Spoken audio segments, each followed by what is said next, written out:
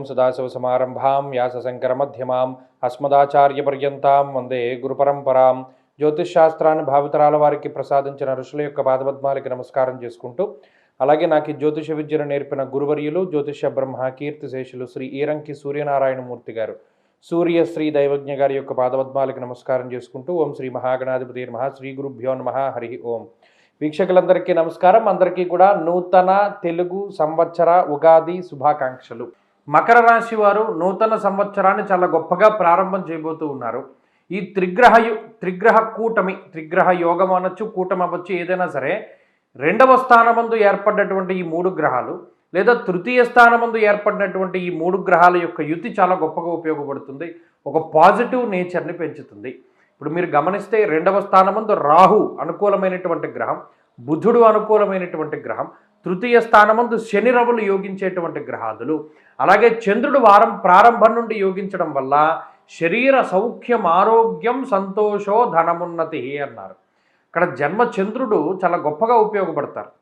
మరీ ముఖ్యంగా ఒక మానసిక ప్రశాంతత విషయంలో కానీ, లేదా ధైర్యంగా వ్యవహరించేటువంటి విషయాల్లో కానీ, లేదా దృఢంగా నిలబడేటువంటి విషయాల్లో కానీ, లేదా తృతీయ స్థానమందు ఆరోగ్యం, నిత్య సంతోషం, బంధుమిత్ర సమాగమ, బంధువులతోటి మిత్రులతోటి మెలిగేటువంటి విషయాల్లో కానీ, ఇలా అనేక రకాలైనటువంటి అంశాల పట్ల ఎక్కువగా ఈ గ్రహస్థితి పాజిటివ్గానే రిజల్ట్ కనబరుస్తూ ఉంటుంది. అలాగే ధనస్థానమందు ఉన్నటువంటి ఈ గ్రహములు ఏవైతే బుధరాహువుల యొక్క యుతి ఉన్నదో అనుకోని విధంగా ధనప్రాప్తిని తీసుకొస్తారు వాళ్ళు. అంటే ఎప్పుడో గతంలో మనం పెట్టుబడి పెట్టినటువంటి వాటికి ఏదైనా రిటర్న్స్, రాబడి రూపంలో ధనాన్ని మనం సంపాదించడము, లేదా ఎప్పుడో మనం దాని మీద ఇన్వెస్ట్ చేసి మనం మర్చిపోతే ఎవరో గుర్తు చేయడం ద్వారా మరలా అది వెతుక్కుంటే దానిలో డబ్బులు రావడము, ఇలా ఆకస్మికమైనటువంటి ధన ప్రాప్తికి అవకాశం ఉంటుంది. అలాగే కుటుంబపరమైనటువంటి విషయాలు చాలా అద్భుతంగా ఉంటాయి. అలాగే ఆరోగ్య విషయాలు బాగున్నాయి. మాట తీరు మెరుగుపడుతూ ఉంటుంది.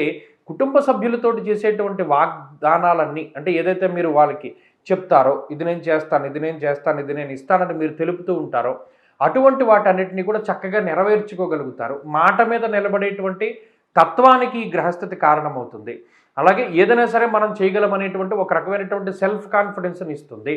అలా ఈ సంవత్సరం అంటే ఈ ఉగాదిని మీరు ఈ వారం ప్రారంభ వారం కాబట్టి చాలా గొప్పగా ఉన్నతమైనటువంటి ప్రణాళికతోటి, మరీ ముఖ్యంగా ఇక్కడ ఉన్నత స్థాయి వర్గం ప్రజల తాలూకు అండదండలు కూడా లభించడానికి అవకాశం ఉంటుంది.